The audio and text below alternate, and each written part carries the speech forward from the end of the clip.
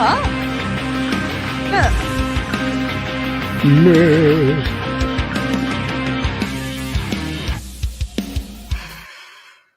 It's Friday. Good evening, everybody. Thank you for your time, and especially thank you to my guest this evening for his time. Not only his time here, but I want to say thank you to him for his service and everything that he's done for this great country of ours. And without any more further ado, didn't take me long to get my words in the mucking fuddle, did it? Let's welcome Lee West, otherwise Russ, known as Westy. Good evening, sir. How are you? Good evening. I'm good, thanks, mate. Yeah. Thank you so much for your time tonight. Really appreciate that. So, you have had, let's just say, a very interesting life. You've documented it in 4 books now, 3 of which I have already read and covered on this. The first one, if anyone reads the first one, they will be hooked and they will have no choice but to read the next 2 after that, because they are a sheer joy to read. I haven't read all of this one yet. Never above 20,000 words. So it's a bit longer than the other 3. Yeah, it's probably going to be the longest book I've ever read. Yeah. I'm not a great reader, but every so often something comes along and grips me. And your story. Yeah. It's difficult these days as well, isn't it, to find the time. I think when I was younger, especially in my teen years, I got into the military stuff really, was just reading books. You'd come home from work or whatever, you'd be in the house. If there was nothing on TV, there was no internet or mobile phones, you could sit down and read a book and really get into it. Whereas these days, there's a buzz in your pocket. I'll have a quick look at that. The next minute, 40 minutes later, you're still on your phone. I think it's just so much in this day and age with everything just being on demand and instant. There's a lot less. It's an excuse, obviously, because you could sit down and read anytime you want. But I just find there's a lot more distractions to prevent me doing it. How do you find being an author? I mean, before you publish the book, do you get anything out of the actual writing aspect of it itself? Yeah, I do enjoy the writing. And I think it's different for a lot of people. A lot of people think that, is it therapy? And I think, well, a lot of the stories in my book are quite tragic. And they think, oh, do you think it's deep? You think, is it therapy getting them off your chest? And it probably is somewhere in there, but it's not very conscious for me. I don't sit there and think, oh, this is great therapy, I'm getting something out. I just enjoy it. I've enjoyed doing it since I was young. And when I sit down and write, I'm just getting it in the groove. I like the 3 Trampfaces were mostly written in Wetherspoons. And the second one, I actually, once it was printed and published, I wrote a thank you note and gave it to the Wetherspoons in North Devon, saying thank you for being my office. Pretty much, I wrote most of this book sat at table 42 drinking Devil's Backbone IPA. So it's mostly an enjoyable thing for me, whereas a lot of people may be getting something off their chest. Wow. Okay. So we've got an hour. Yeah. Sorry, to go back. And the way that came around is probably it came around in my instance in a roundabout way. Whereas a lot of people sit down and go, do you know what? I'm going to write a book about this or that. And with the Trampface, that did happen. Although in a roundabout way, we didn't do Trampface to write the book about. It was a few years later. I was like, do you know what? I could actually write a book about this. So with Trampface, it did sit down to write it from the beginning. But with the autobiography, I'd started writing a lot of those main, like interesting, they're all interesting, of course. The really gripping chapters about Afghanistan and firefights and tragedy. I started writing them years before I sort of knew it was going to be a book one day, but it wasn't. I sat down, I'm now going to turn this into a book. It was one of the chapters, it's towards the end. I wrote that 2014. Just as I want to write down this memory into a story. So that sort of came around. And a lot of people say, oh, how long did it take you to write the book? And we're like, well, 10 years pretty much, but not. It took me, I sat down and it took 10 years. It was like I started writing little bits of it years ago. And then eventually all those bits started coming together. And I went, right, well, actually now we've got the basis of a book and now let's put it into some sort of structure. How did you write it on scrap paper? Not scrap paper, but on paper or on a No, laptop? laptop. Yeah, laptop. Good. Okay. So let's go to your background. We've skipped a little bit already. You joined the Royal Marines Commandos in 2003, Yeah, correct. and by your own words, you were quite a skinny, nondescript guy Yeah, at school. yeah, You left school, you went working for the DVLA, and you got invited to a group of 6 people, and they took advantage of the flexible working time. And so by 3 o'clock, you were there locking up the filing cabinets while your colleagues were off picking up their kids from school. And then you went down to the gym, spent an hour in the gym before you clocked off. Love yeah, it. yeah.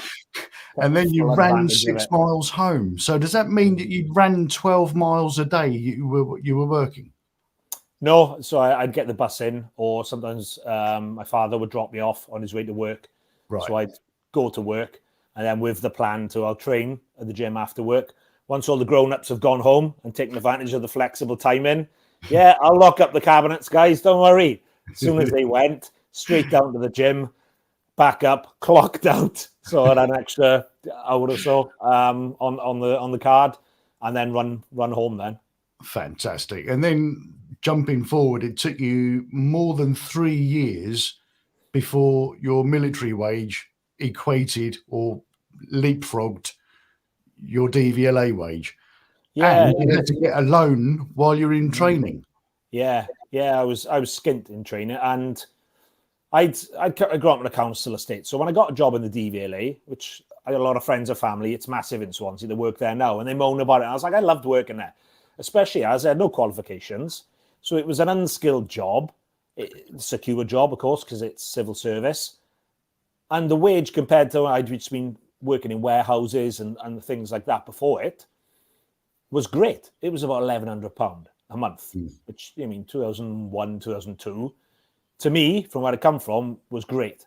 And I knew when joining the Royal Marine, and my lifestyle at the time was still living with my parents, but I had a car, which I had car finance on, which I couldn't really afford, a basic mobile phone, loans and credit cards, because you're young and stupid and you just spend your money to go out and socialise and have days out and trips away for the football, things like that. Living beyond your means, but you're young. You're like, yeah, I'll worry about that when I'm older. Yep, exactly. So, that wage was just about covering all that. Well, it wasn't, because I had credit cards and loans, even at that stage. So I knew joining the Royal Marines that it was going to be a pay cut and I was going to be really struggling. But I knew I had to do it. And I knew eventually, it was the long game for me. It wasn't a flash in the pan. I was like, I know I'm going to struggle, like especially with the physical training getting there, but with all that of it as well. But I thought, well, it's going to be worth it. It's a sacrifice. And well, it certainly paid off. Sorry? Your training before you joined the Royal Marines certainly paid off, because you were awarded the King's Medal for best recruit at the end of it. Yeah. I remember going to the careers office, and there's no Royal Marine in the Swansea careers office at the time. So for starters, you had to get past the army side, because the navy side was next door. But you couldn't walk in through that door. You had to go through the army, and then out they had to take you around the back. So big army, Welsh Guards, colour sergeant sat there. I was like, I want to join the Marines, mate. Can I speak to the Navy? And he's like, no. Welsh Guards, you want. Welsh Guards. Be with all your muckers from back home, which is bull, because they're based in England. And I was like, no, it was harder getting past him to get to the Marines than passing the bloody Marines training. And I don't believe that. The Marines training is one of the hardest training in NATO. Yeah. And I got next door, and it was a Navy officer there, and he was like, I'm not a big guy now, and definitely wasn't then. And he was like, oh, you're not big enough. You need to be doing weights, this, that, and the other, which contradicted what I had friends in the Marines. They would tell me the opposite, because I thought I wasn't big enough. And they were like, you don't need to be big. They'll build up your strength training. You just need to be able to run and do your own body strength, press-ups, pull-ups, sit-ups. Just concentrate on that, which is what I did. And yeah, he cast loads of doubt. He didn't want to send me down to the 5-day selection course. He was like, I don't think you're ready. And I was like, well, I want to do it. You can't stop me unless there's a medical reason. And he's like, okay, sent me down, passed that, came back, went and joined proper, and then got the King's Badge for the best all-round recruit. So it's quite nice after I passed out and came home. They always encourage you to pop back down and see how you're getting on. So I walked in and he was there. And he's like, oh, how's it going? Expecting me to say, oh, yeah, I quit 4 months ago or something. I was like, yeah, passed. King's Badge. And yeah, he was shocked, to say the least. Good for you. So what was the training experience like? One of the funny things that I have read in Never Above, Never Below was you and your mate, I can't remember his name, was it Sam or B? Sam and B's, yeah. Yeah. Early in the morning, listening to Phil Collins while you're cleaning the floor in your underpants. Yeah, that was just... What a picture. Yeah, it was any little trick, because you're constantly worn down, you're constantly under stress, and as you can imagine, tired, aching. And it was just any little part of the routine you could break up to not normality, just some abnormality, just to brighten your day or do something. Yeah. So the alarm clock... You're a real positive, naturally positive sort of a person. You're always looking for the next smile, the next thing to give. You're a very giving person. You're giving your time to me now. I mean, that's just nothing compared to what you've done. You've raised £20,000 more than that during the COVID pandemic. Yeah, delivering pizzas and stuff to the frontline nurses and NHS workers. You are incredible. Okay, that was, I mean, it was a bit of selfish acting that as well, because it kept me motivated, because going from 20 years of living my life at 1,000 miles an hour, I got medically discharged from the Marines for deafness, bought a business in Swansea, and a month later, boom, COVID lockdown. Wow. So you just think you've gone from this life of 1,000 miles an hour. Well, I got a business. That's now going to be my goal, to focus me and keep me occupied. And the next thing, never married, sat in the house on my own going, what has just happened? So that was a great thing for me as well, because it gave me something to get my teeth into. Talking about the Copper Bar, how's your relationship with the local council now that they wanted to charge you a year's worth of, was it the PBS, Public Broadcasting Service license, for doing a couple of nights of karaoke? I got all sorts going on. Well, that's not actually the council. That's like a private. I don't even know what they are. They're a racket is what they are. But yeah, you have to pay them to play background music, which is fair enough. So to put, even though it's not fair enough actually, to put Spotify on, which I pay a Spotify account for, which the artists get royalties from that. Obviously, that's how Spotify works. That ain't enough. You've got to pay a license company to be able to play Spotify as well. Public broadcasting, isn't it? But yeah, anyway, I'm like, all right, that's fine. And then, yeah, they just sent me a letter out of the blue going, are you owe us like $1,500? And I was like, well, that ain't the normal background music. They're like, oh no, you've been doing karaoke in there. I was like, yeah. You got to have a license to do karaoke. I'm like, for what? To support the artists. What artist? We're singing all the songs. Are you going to pay me for singing, doing a bit of Backstreet Boys or something in my own bar? It's my bar I pay for. It's my professional sound system and microphones. It's my Spotify account, my karaoke software. You still got to pay us. How would that work if your bar was not open to the public? In other words, if a member of the public walked into your bar and made a purchase, they then become a free member for life of your bar. So you've now got a membership only bar open to the public, sort of. Oh no, they've got that covered. And their answer, because I argued, because that's the way I am about this. And I was like, well, no, I've paid for this, I paid for that, and the microphone. And she said, the very fact that you've got a microphone there means you have to pay. So it's not even, nobody could get up. I could show proof that, nobody's actually singing on these nights. We're just saying it, and nobody gets up and sings. They're like, it doesn't matter. If you put a microphone out, you have to pay. Wow. And that ridiculous bureaucracy. Yeah. Well, let's move on. Your military career. You were in Afghanistan 4 times? 3 times in Afghan, once in Iraq. Once in Iraq. You had a team, you were the only NCO with a team of 30 Afghan soldiers. How the hell did that work? Yeah, that is, I mean, it's one of the highlights of my career. It is true, especially as the military moved on. It moved on from the days of the Falklands and even the early Iraq, where a lot of the team commanders were given the responsibility to take patrols and attacks. And it all moved to this just eye in the sky and everything's got to be approved. To shoot someone, you've got to go, oh, yeah, I've positively identified him. Can I shoot him? And to then be put in this position from where it moved to this stalemate warfare, where everything was just slowed down and authorized, to this complete old school small team mentoring of the fact that it was just, here's me and 30 Afghan soldiers, and we're going to go. I mean, there were other people in the wider patrol. We'd have a small HQ, and then we'd have two of these groups, one with me and the 30 Afghans, and another one. So we'd sort of maneuver around on the battlefield in coordination with each other. But it was, it was one of the highlights where it's like, I'm now being trusted to just call it on the ground.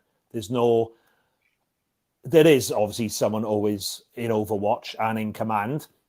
We're given a lot more freedom to go and act on your own instincts and command things from the front. And it was brilliant. And probably as well, because of the fact that it was so loose, it was the fact that this is edgy. Anything could go wrong, because these 30 guys, they ain't British. They got no allegiance to me, especially. Could you At trust any moment, well, the stat proves itself. This particular unit, they were an Afghan Special Forces unit, so the wider Afghan army were just dog toffee. They were untrustworthy, corrupt, and just unreliable. So these guys, they did a harder selection course. They were vetted a lot more. They got higher pay, and some of that pay was subsidized by the UK government. So they did at least have that affection towards us, because money is everything in that country. And so they were a step up from your average Afghan army soldier who was crap. Have you heard our record was they worked exclusively with my unit from about 2007 right until the close at 2014.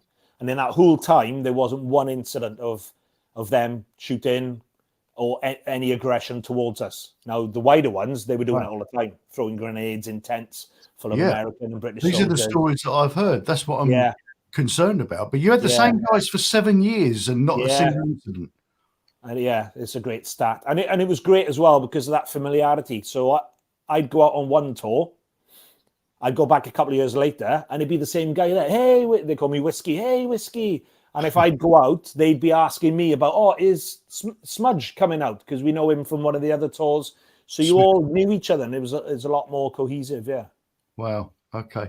So let's move on a little bit. What have you taken from your military service? What I mean, there's going to be highlights and there's going to be lowlights on every operational tour.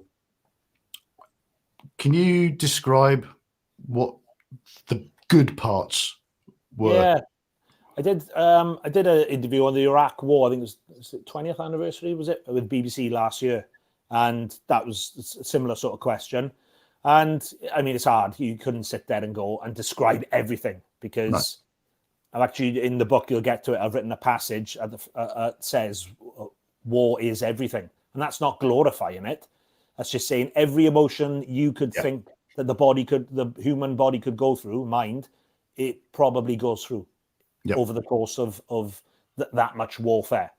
And the way I always look back on it is that there were some tragic lows, of course, and which will sound weird for a lot of people, a lot of highs. I mean, we were at the pinnacle of what we joined to do. It was the very top of the career we'd chosen. And I take them all. And I am truly grateful that I got to see all of it.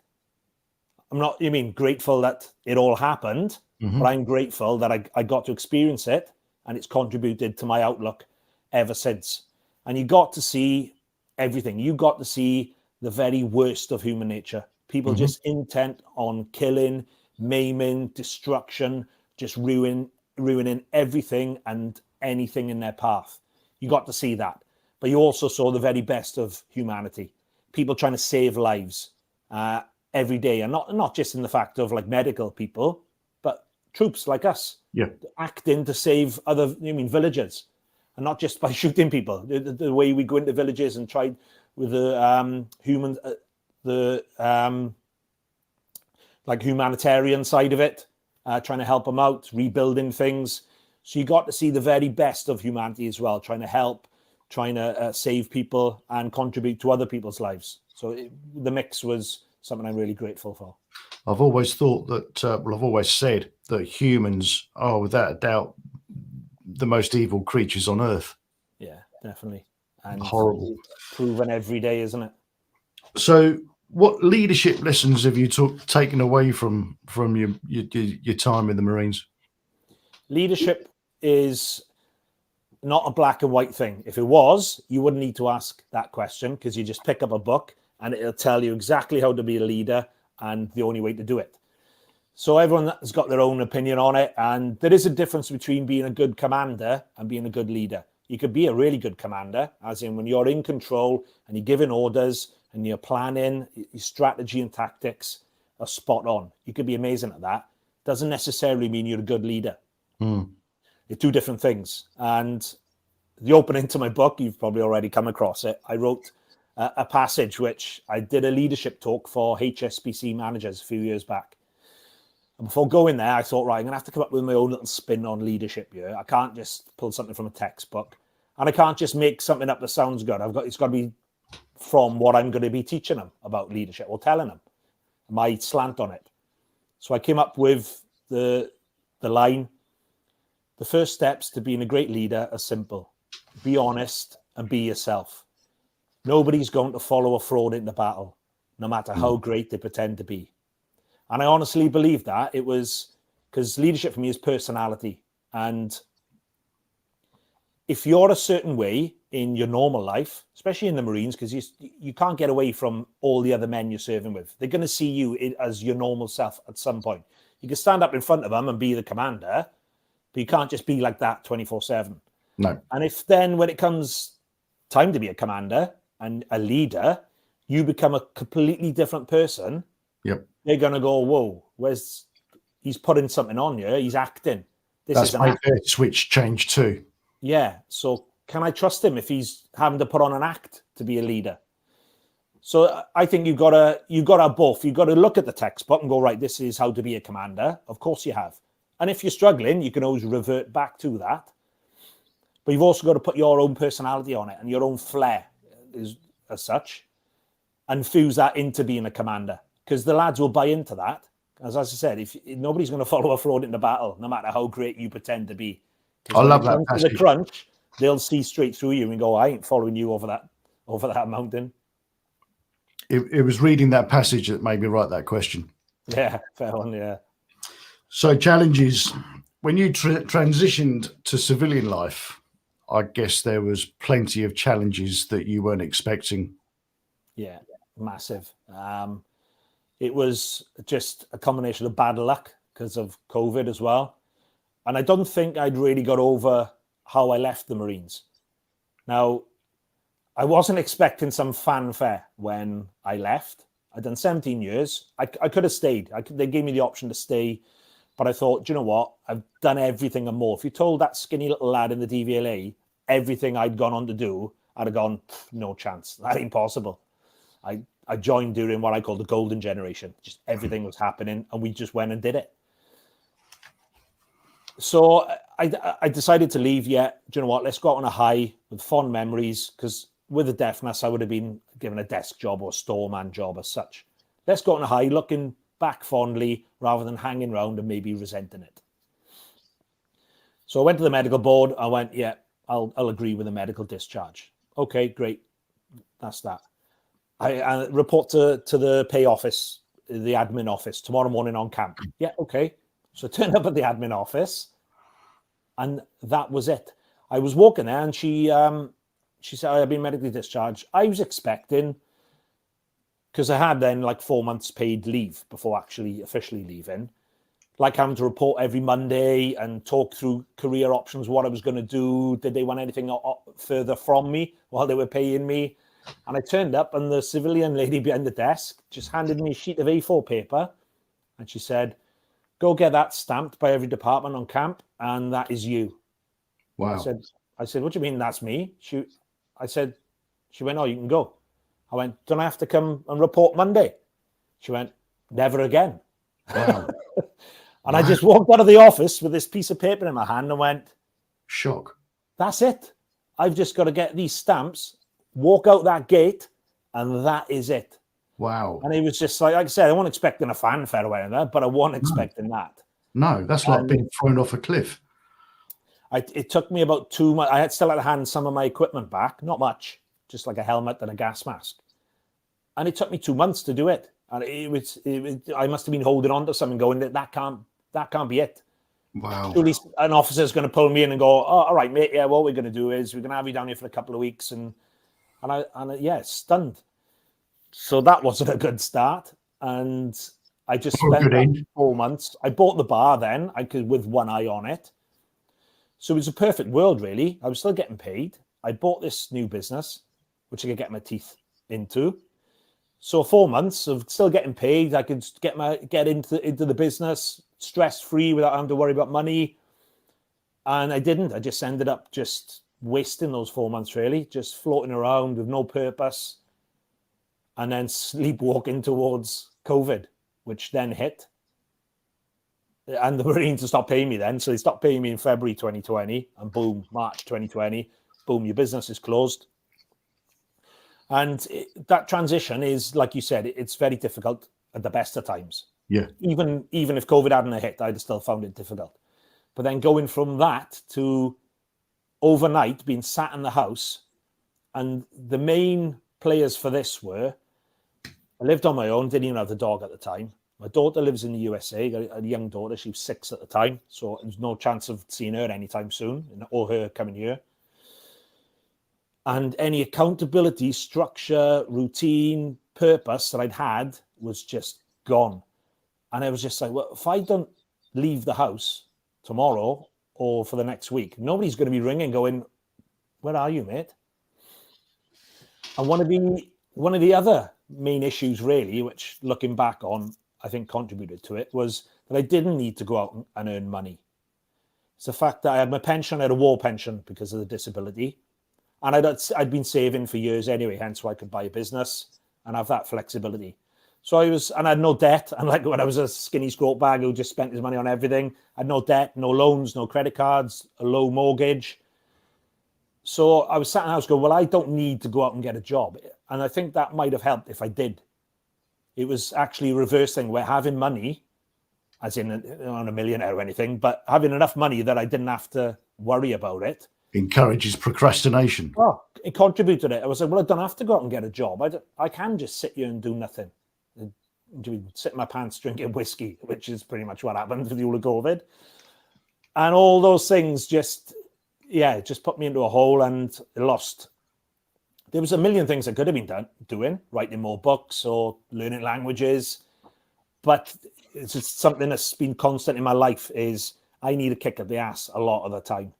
If I don't have to do something for 3 weeks, I'll do it the night before because I know I will. And I did that. And unfortunately in the Marines, it proved to me that I could do that and get away with it, which is like, if you can do it and get away with it, why are you going to waste 3 weeks doing it? I'll just do it the night before because I always get away with doing that. So that played a big part as well. And it just went downhill and it took a while to climb out of that. I've been like that ever since I was at school and college. If there was any homework to be done, it wouldn't be done until last minute. And I've carried that with me. It's just something that I can't switch that off. Same, exactly. Who I am. Yeah. So you've developed shitloads of skills in the military, and then you've been thrown off that cliff and left. Were there any skills that you were surprised that you could easily transfer into civilian life, and what were they? I don't think surprised. I think there was some that I realized that they worked really well in the civilian world. And one was that putting your personality on things. And it's proved in the bar. A lot of the guys who come to work for me in the bar, it's not I'm praising myself as some amazing boss or anything, but they've worked in other bars in town. They're run by chains, they're run by groups and stuff like that, and they run with, a rod of iron. Somebody gets promoted to supervisor and they turn into a Nazi, and it's very rigid, military-like, I guess.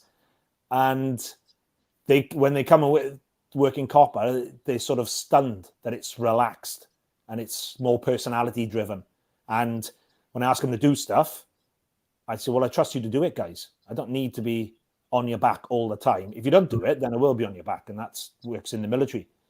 But when you get to the stages that I did in the specialist units, a lot of it's got to come from the person, because you're not going to help yourself or them by having to micromanage them all the time.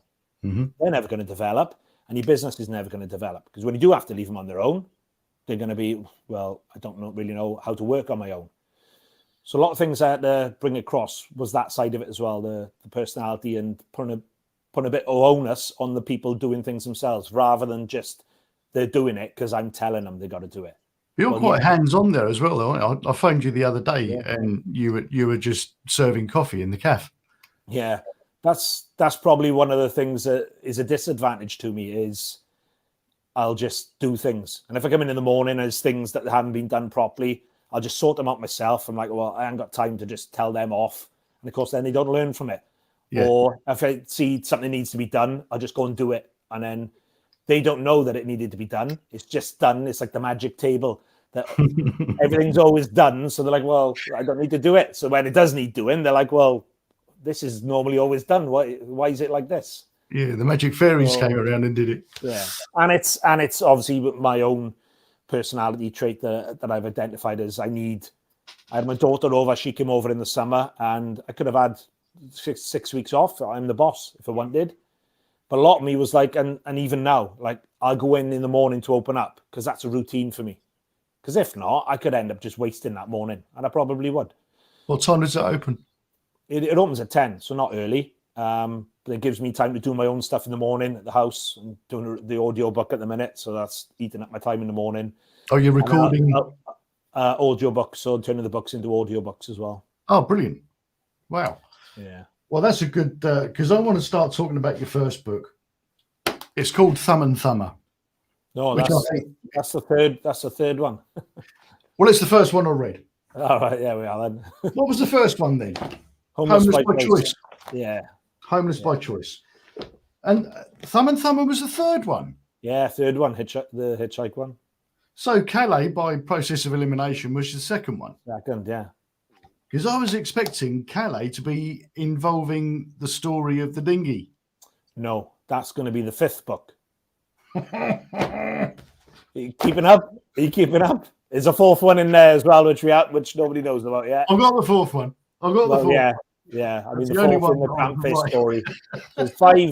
There was 5 Trampface missions. The first 3 are books.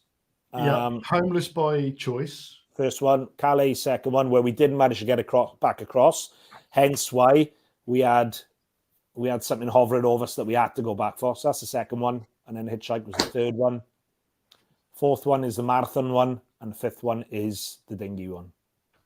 Right. So I want to talk about some of the fun stuff. There's a lot of fun stuff in this. It's the funniest one, definitely. They've all got a bit of humor in them, but that one is just not because I wrote it as a comedian. It's just the stuff that happened to us just happened. You couldn't make it up, could you? Yeah, honestly, yeah. And some of the nicknames you've got for the characters that you've met, it's just brilliant. I'm going to come on to your nicknames later as well, because they are flipping hilarious. and it makes so much sense. I would say that your nicknames,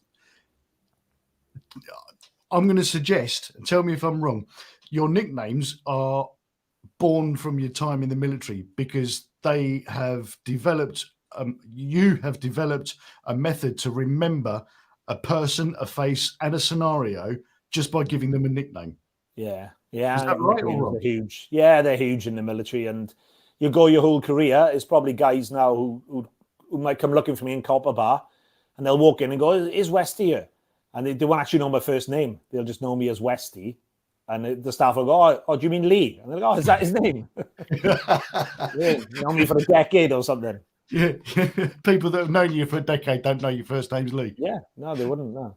See, My surname's Green. So when I was in the army, I used to get called Greenie, which isn't quite as nice as being called Westy, but it's the same method, isn't it? Yeah, of course it is. Yeah, just take Put your a Y surname on and the put a end Y of on the end. it. Imagination, eh? Yeah, But in this book, there's a character that you met called Batman Bill. yeah.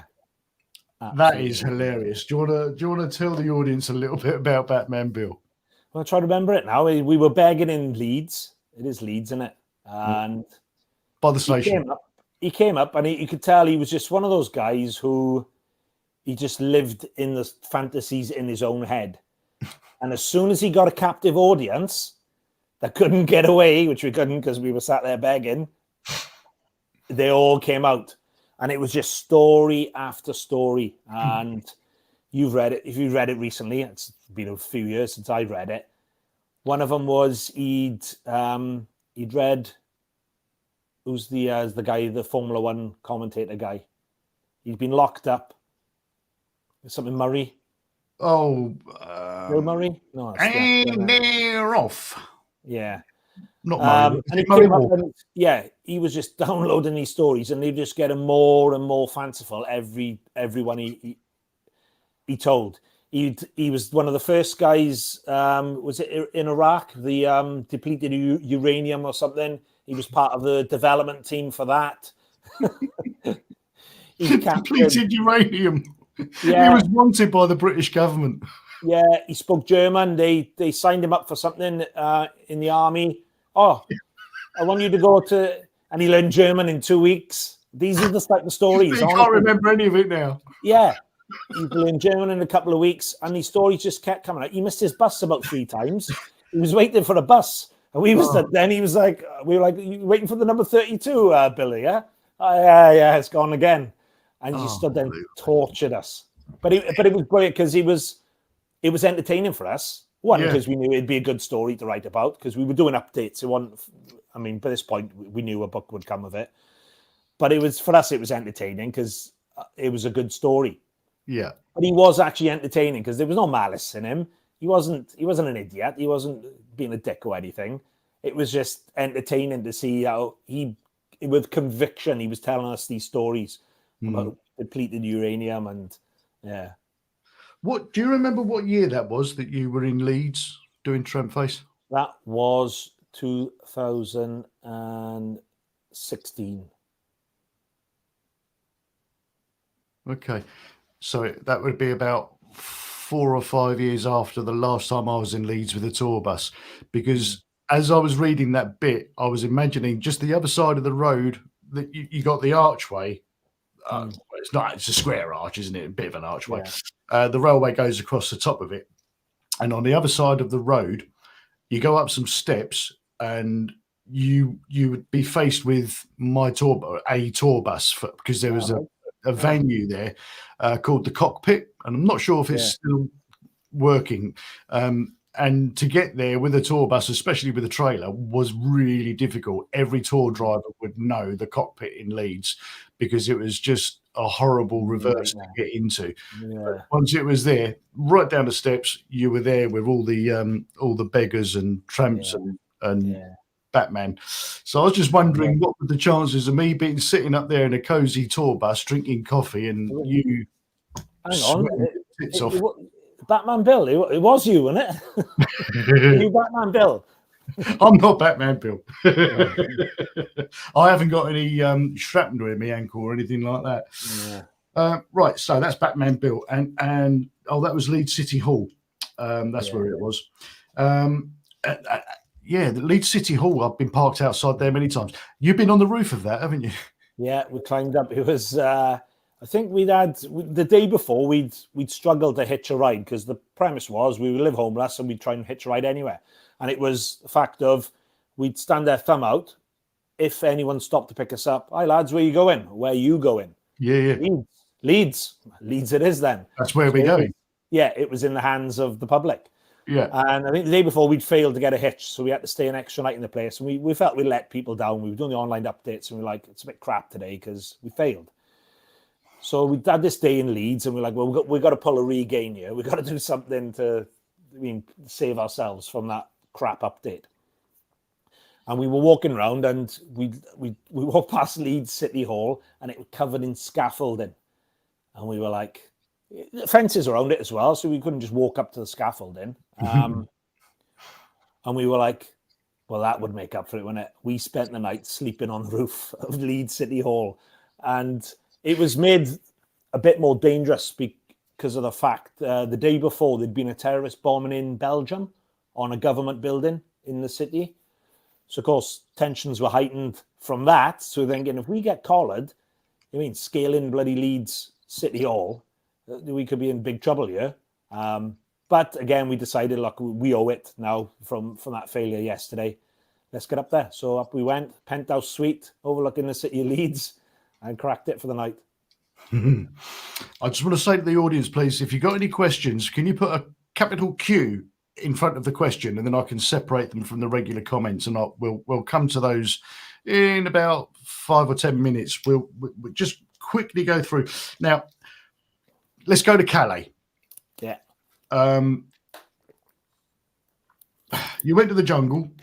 You had to create a cover story. You dealt with charity workers and learnt a whole lot firsthand. And then you spent a night sleeping with Syrians. Yeah, that was the first trip, yeah. I mean, all of that. Yeah. A normal person wouldn't choose to do.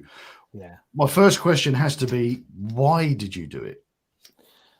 Leading on to a similar thing with Leeds City Hall. We were there, and we'd done most of the stuff we wanted to, lived in the jungle camp and been to the charity places, got some information, as in not interrogating people, but just seeing what was happening there.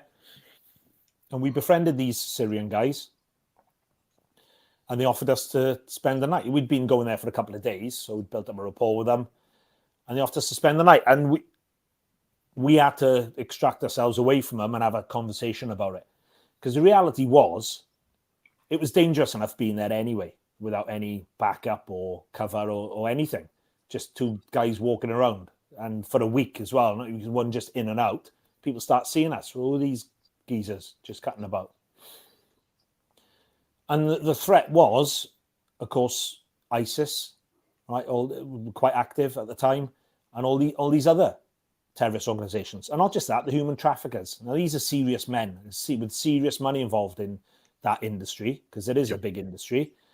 They aren't going to take any chances with two guys that they're suspicious of. If they can get rid of them, if they think they're harming their operations, going to get rid of them. Yep. So we had to really think about, well, what's their motive? Are they just like us, and they want us to hear their stories, and they just want us to spend the night because they're generous? Or is there something else? Have they clocked us? Because we had a Facebook page, like all the Trampface things, to raise money for charity. We were updating every day, encouraging the donations. So we wouldn't have taken a genius from one of these NGO groups who definitely didn't like us and told us to our face that they didn't like us. No Borders, one of them. Again, these guys are disrupting our operations. It wouldn't have been hard for them to go online, I'd imagine, and find out that we were going to Calais and our backgrounds. One's a serving Royal Marine, one's a Royal Engineer. So we had to really weigh up the risk and go, there's a chance here this could turn really nasty. If we're piggy in the middle, which as it ended up, with 11 Syrians on a church doorstep in the middle of the night, and somebody comes for us, or one of them turns on us, could have a knife down or anything. That's it. It's game over. So we had to have a conversation, and there's a couple of overriding feelings. One, it was going to be a great story for everyone, and like, who else has done that? Like, just rocked up in a migrant camp and just with a fairly flimsy cover story and just ended up spending the night. And the other one was our own personal desires, which Trampface was born from. That adventure, that sense of pushing it to the edge. And we decided that if we turned it down because of the risks, which were quite prominent, we ourselves the next morning would have regretted it. We'd have looked at each other and gone, we've shit out there. Are we allowed to swear on you? And we'd have felt like we let ourselves down. So that was probably more overriding than it just being a good story. Well, it was. So that was it. We both just looked at each other. We'd had a few cans of lager, so that played a part in it as well. And we thought, let's do it. We went for it. So I'm just getting rid of some arsehole that's in the comments. So what did you learn from the charity workers there then? There were different types, which fits in with the theme of the overall camp. The different types of occupants of the camps. Where everyone thinks it's all just one big group all holding hands and united in their efforts to get across the channel. And it isn't. It's warring tribes. And the charities were not quite warring tribes, but we went to the food drop-in place. It was called Salam at the time. It was an old summer school camp area in the dunes. We went there for the free food handouts. Of course, they clocked us. They're like, what are you two doing here? You don't look like 99.9% of everyone else. And they, I got to say, were nice people, apart from challenging us about who we were. But that's how we found out there was a fracture between them. Because they thought we were from No Borders, the NGO group. And they didn't like them. And once they thought we were them, one of the occupants had tipped them off and go, we think they're No Borders.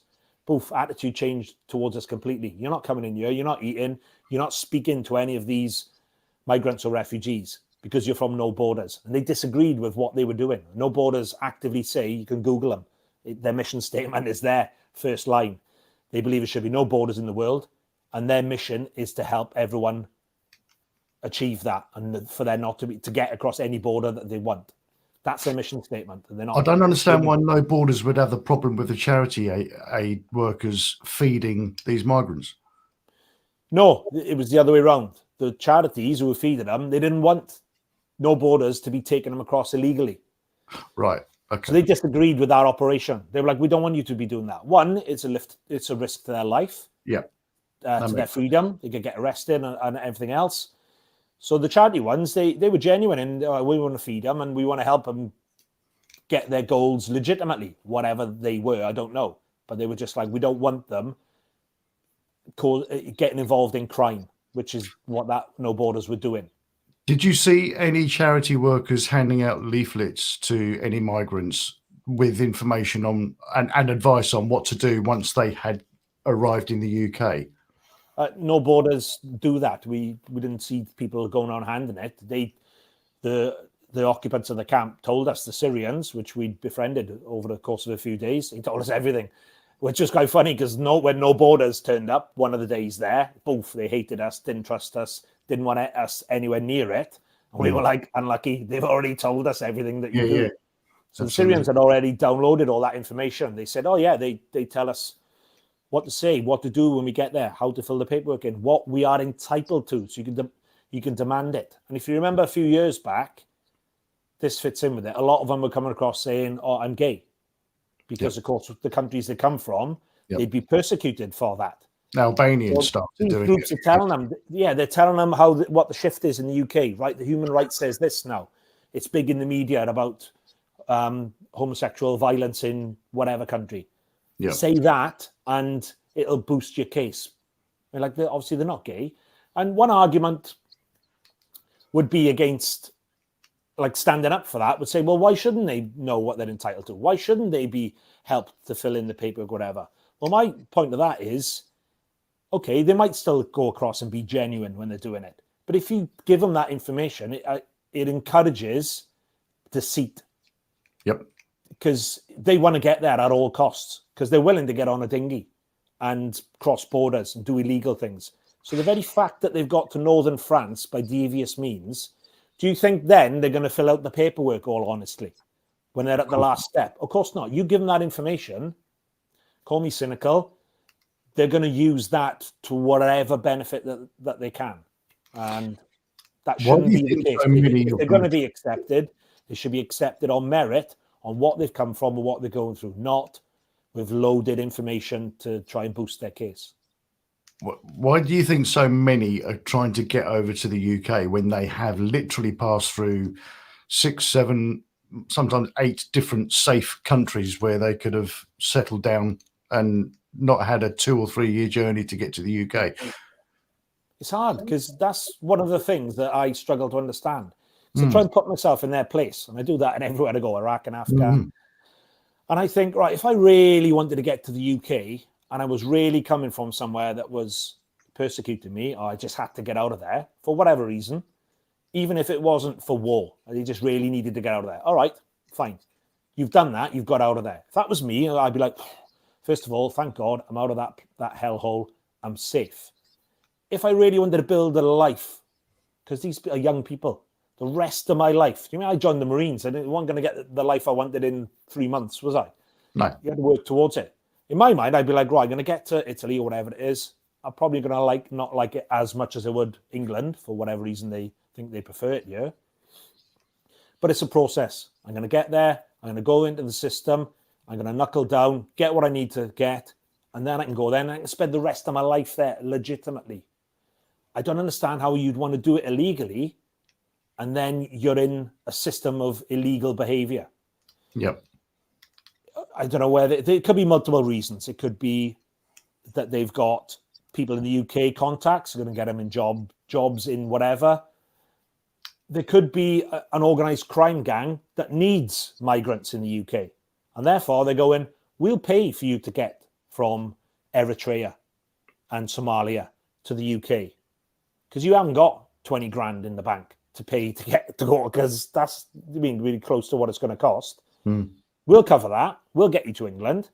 But then guess what? You owe me 20 grand when you get to England. Is there crime syndicates in the UK who need them for that reason? The answer a lot of them will give you is because of the language thing, English, which you can understand. But it's France. I mean, a lot of people speak English there. And I don't think that is a reason that you can accept. Okay, I get that. That is a mitigating reason for doing that. But I don't think it's strong enough to be a sole reason. Why don't you want to stay in France? Because of the language. I don't buy that one, to be honest with you. Especially when all of them say the same thing. It's like a script. Yeah, but then you speak to some of them and they will tell you to your face, benefits. The benefits are better. Which, again, I could see the point, but like, are they going to be that much better than France? Maybe they are. I don't know the answer to that. But again, putting myself in those shoes, I've come from Somalia. It's a hellhole. I've got to France. Do you know what? I'll take that for the language not being quite there or the benefits not being that good. So, it's difficult, isn't it? If they were just coming over for the benefits alone, why aren't they bringing their families? Well, that's just a massive point in it. And I always try to look at this and what the counter-argument would be. And one of the counter-arguments would be they're trailblazing. Because they're young and whatever, they're coming over, they're going to lay the foundations, and then they're going to fly the family over. Well, they're not going to lay many foundations doing it illegally, are they? Exactly. So that argument don't really wash with me. They've got no paperwork, no passports, no identification whatsoever, no history. Right. Yeah, so how are you going to prove? Yeah, how are you going to prove to the British government? Say you get across, you've got no papers or anything. All right, we will let you stay here for whatever reason. Okay, thank you. They go through the system a couple of years in the UK, they get settled. I want to bring my family over now. You've accepted me. They're like, well, how do we know they're your family? Oh, it's my mother. Prove it. You haven't got any documents. We don't know who you are. That was the whole reason we took you in, is because we couldn't prove who you are. Exactly. And again, it goes back to, if I was in that hellhole, would I be leaving my mother and sister and everyone else behind to disappear for potentially a year, or 2 years?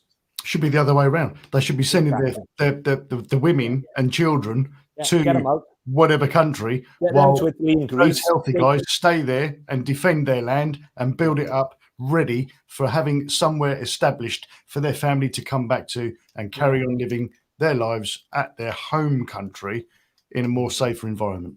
Yeah. But they don't do that. No. They're bringing the war to the UK is my scare. That's what I'm scared of. And if we say that out loud, we're considered misogynists, bigots, racists, Islamophobes. I'm sorry, but the history proves itself. I'm not speaking just from seeing what's happening in the news. The higher the immigration, the higher the crime is the numbers speak for themselves on that. But that's not where I'm coming from. I'm coming from an experience. I used to be an overseas escort officer for UK immigration. I used to repatriate the failed asylum seekers, the deportees, the detainees, the illegal entrants. I was all over it for a few years until my daughter was born. And people would say to you, did you feel not guilt? Did you feel pity for these guys and their stories? And yeah, there's going to be an element of feeling sad for them, because there's going to be some genuine stories that you would hear amongst the bullshit that they're trying to baffle you with. Yeah.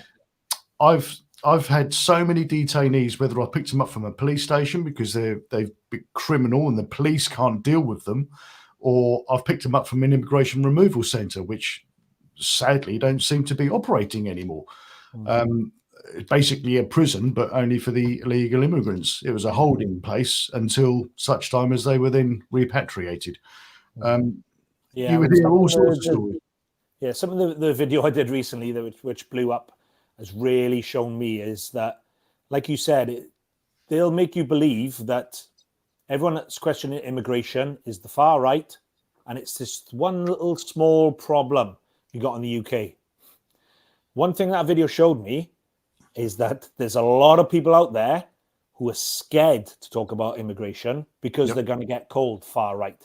Yep. And it's more than who's on the far left, right, and the left. And even people on the left, they're still concerned about immigration, but they can't have a conversation about it because they'll get labelled. And I saw that in the bar. The video I did in the interview on GB News, just people walking into the bar who you wouldn't think would come in and praise somebody about being on GB News. Oh, I saw your interview. Amazing. Very balanced. You weren't just on there and ranting or anti-immigration. You just said it as it was. And it was refreshing. It was great. It resonated with them because they're not seeing that. They're either told you got to be for refugees, and if you're not, you're far right. Yeah. And there's so many people out there in that void that need more people to speak about it with a balanced view. I think the main problem is I'm going to call them the extreme left, the socialists, who have this agenda and this belief that if you don't agree with everything that they say, then you are the problem. Well, I'm sorry, they are the problem, because straight away, the first thing that they accused me of a couple of years ago, when was it last year?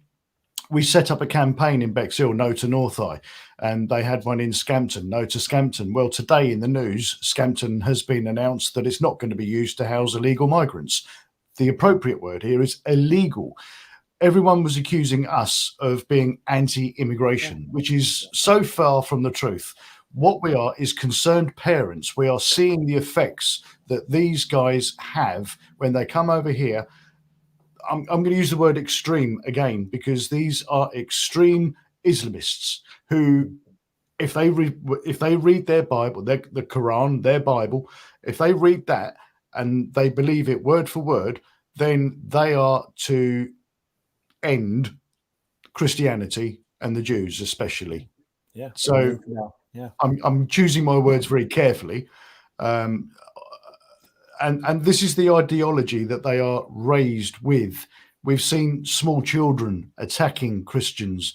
We see the whole spectrum.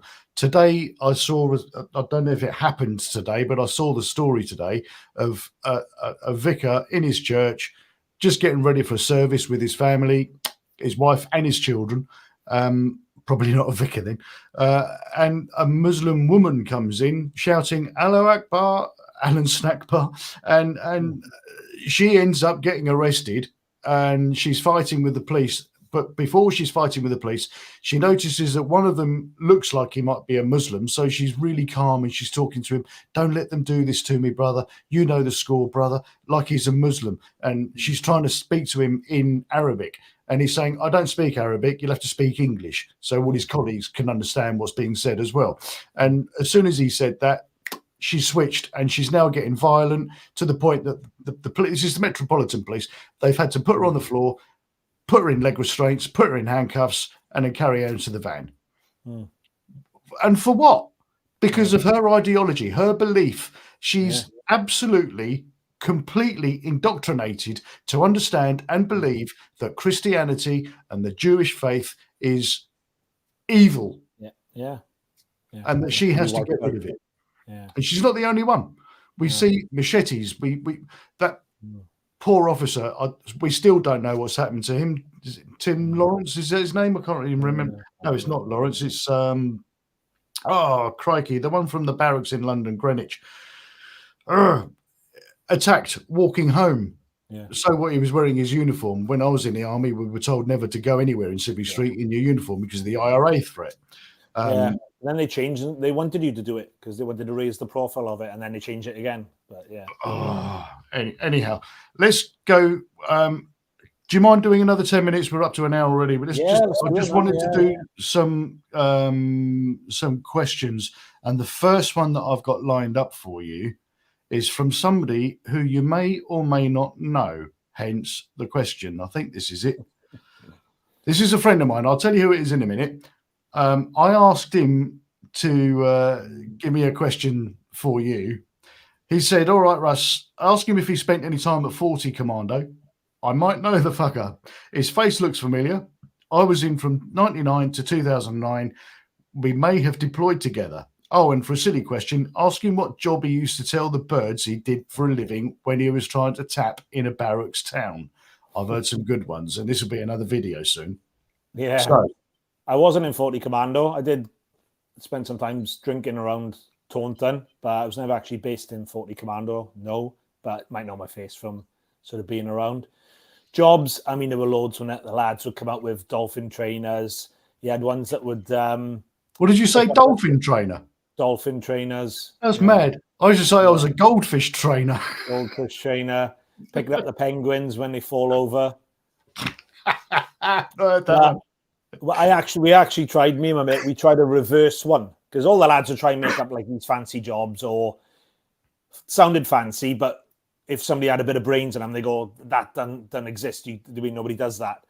And we were out in Weymouth once, started talking to these girls. And they're like, hi, girls, you in the forces here? We're like, no. We just moved down here for a new job from Wales. They're like, all right, yeah, what are you doing? So like, oh, bin men for the council. And they were like, bin men for the... Yeah. Oh, what's it like? We're like, oh, it's brilliant. We're on the piss every night. They're paying us loads of money. We're on £30 a week. We got accommodation. We're out every night. And they go in, £30 a week. I mean, this was like in the early 2000s, but even still, we said it for a reason. That's not a lot of money, my lads. We're like, I'm a laugh. We're from like the mountains of Wales. We're loaded. We can't believe it. And they just sort of looked at us and went, okay, lads, I walked off. Knew something was up, but off they went. Yeah. Right. Lord Jim Dandy says, have you ever watched the film The Man Who Would Be King? If so, did you enjoy it? I don't think I have. I'm not very good with movies. And one of my ex-girlfriends summed this up pretty well. She was like, I don't know much a movie tonight. I was like, I don't really like movies. I prefer like series and stuff like that. She said, why do you like movies? I said, well, if it's an old one like Predator and Goonies and I know it's good, then yeah. I said, but they're generally like 2 or 3 hours long these days. And like once you started watching it, you feel like you're committed and you got to invest in it and you got to see it through to the end. She went, well, fuck me. She went, that just sums you up. You can't even commit to a fucking 2-hour movie. I was like, yeah, you got a point there. You got a point there. What film is it? Have you seen it? I haven't seen it. The Man Who Would Be King. I don't think I have, no. Talking about commitment, have you ever been to a supermarket and they offer you a bag for life? I can't commit to that. Not my joke, I stole it. Kiwi Wife, one of my moderators, she says, how on earth did you avoid food poisoning? At times you were given piles of burgers, kebabs, etc. at the same time and you stockpiled it till next day. Maybe developed a hard gut from years in the Royal Marines. Where? Food poisoning where? On the streets or? I don't know. I know she's read all these books. Yeah. Well, I think on some of them because if somebody bought us a Burger King or something and we weren't that hungry, we'd stash them away, sleep in the bush with it and eat it the next day. I think we definitely did that in Cardiff. That's what she's talking about. When you're in Cardiff, yeah. You would go in the bushes by the Cardiff Castle. Yeah, by the castle, yeah, and a nice whopper for breakfast the next day. It's got to be years of conditioning from the rations in the Marines, isn't it? It's like corned beef hash. Did they have that when you were around? They must have. We renamed corned beef gash because it was so bad. I ate one cold. I ate one cold on exercise once, and the lad opposite was throwing up watching me eat it. He was just like, "Whoa, I can't believe you're eating that for starters, cold." So I've got a 24-hour ration pack in the kitchen, actually. The whole thing's completely different to how I remember. Yeah. I'm going to open it one day and have a look and see what's in there. They got pretty good, actually, yeah. Well, he was good in the loosest of terms, but compared to the ones you'd know, he did get a lot better. Yeah, on the streets, she says. Yeah. Right. I think that'll do us. I haven't seen any more cues in front of the questions. There probably are questions there that I have missed. And without reading all these comments and going through them one by one, we're already over the time. Hang on. There's one. Beg your pardon. Did you meet any irregulars who mentioned to you any family who they wanted to bring over? No. They would give you the line of they've got a sister in Newcastle and they want to go and see her, which you're like, yeah, all right, that is a reason why you want to go there, but not a legal reason. I mean, I got a daughter in the USA. I can't just pitch up in USA and go, I'm going to live here now. They're like, no, wrong answer, mate. You got to do it legally. So that ain't a reason for me. But no, nobody ever said to me, I'm trailblazing. I'm going to set down the foundations and bring. They ain't got a family. They're all, I mean, young shitheads. Like when I joined the Marines, they're thinking about the family future. They just want what they want right now. Do you think these illegals coming over are a sleeping army? That's a difficult one, isn't it? Because what level are we looking at? What do we mean that there's a force abroad that's sending them over who then want to sort of ignite this army and engage them, and then is an uprising and they take over the country for them? Or I've heard some people suggest that our government want to do it. I don't think there'd be much truth in that, to be honest with you. But then consider what they're wearing as life jackets. These are all government trade standard issue life jackets they're all wearing. They could have got there very indirectly. Like I said, we know there's a lot of NGOs in these camps who get funded by all sorts of organizations, including the government. They're going, oh, we need life jackets. And the argument they could have is, well, they're coming across anyway.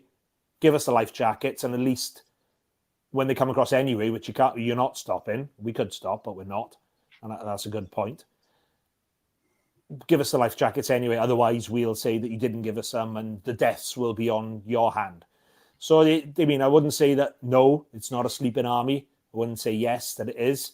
There's definitely arguments and reasons for both, why we need to keep looking into it and working these things out.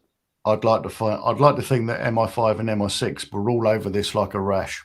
The thing is, mate, one of the examples I pull out is, and I was on James English a couple of weeks ago, which will go out next week, I think. It's quite a big podcast. And I made the point in there, if this was, well, it is an invasion.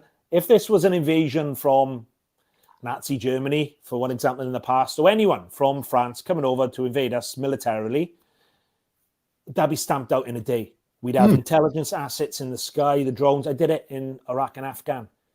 How do you think we took them all down? Intelligence. We don't just go walking around looking, feeling around for them. Intelligence led. And then we go out and do the reconnaissance patrols on the ground. Then we go and look for them. We track them by their phones and electronic means and satellites and drones. And then we go out. If that was a military operation, it'd be done in those boats. Where they're coming from, what they're happening. We'd have people on the ground and it'd be over. So why isn't it? Why, right now, there's in the Caribbean, there's Royal Navy ships with fast interception boats. There's helicopters, Royal Navy helicopters with Royal Marine snipers on them, shooting engine blocks out of boats, drugs boats. Okay. Now I'm going to have the argument of, oh yeah, drugs, because obviously that issue is more important. Oh, that's why they're doing it. But they're doing it. They've identified something as a problem miles away from us, but of course it does impact on us. That's a problem. Let's get the military out there. Let's shoot the engine blocks out. Let's board them with our own boats and arrest them and do all the rest of it. So if the Royal Navy are able to do that in the Caribbean, why can't they do it in the English Channel? There's no answer to that because they can't do it there. Why aren't they doing it? So yeah. Why aren't? Well, we know they can do it. Why are they not doing it? They are doing it right now. Yeah. Did you ever feel threatened being undercover in the camps? Yeah, we were getting followed. In one of my, I think my latest video done an Afghan hat man, we called him. And I'm looking back at the footage, it's not an Afghan hat, but that's what we called him, nicknames, as you went back to earlier. He was just everywhere we went, watching us. So, of course, our senses are up then. And like, why is this guy? We'd walk into the Lidl to buy a cup of cans of lager, walk out, he'd be stood across the road.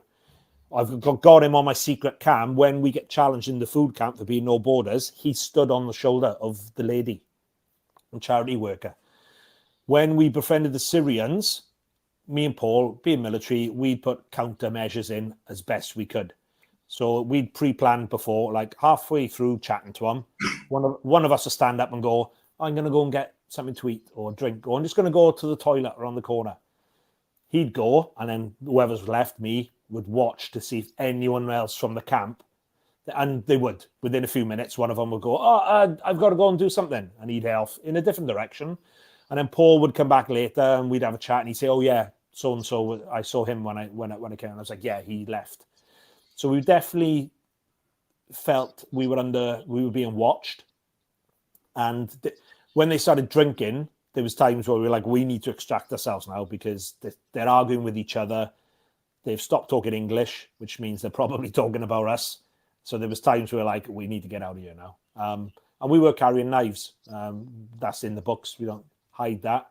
We had knives in our pockets, rightly so. I think anyone else would do the same because we were threatened, yeah. Oh, wrong one. I was in the Paras. My son was in the Royal Marines. Can you imagine our household at Christmas when we're both pissed? Epic. And not for the reasons a lot of people would think, traditional enemies per the status quo, Paras and Marines, but in the book, you'll get to this, Russ, in Iraq, my best friend, Mark, we nearly get captured by Al-Qaeda.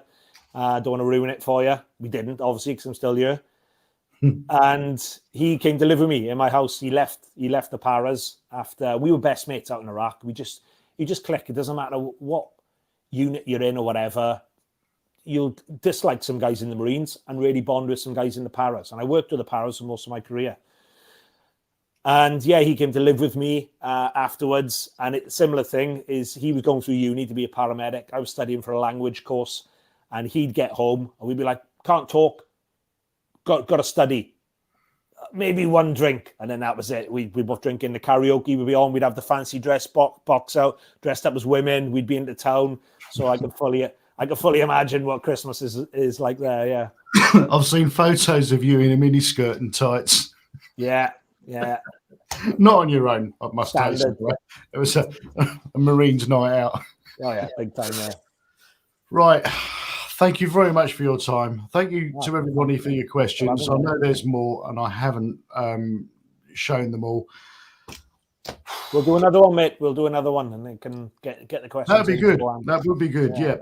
In the meantime, all of Lee's links are in the description to this video.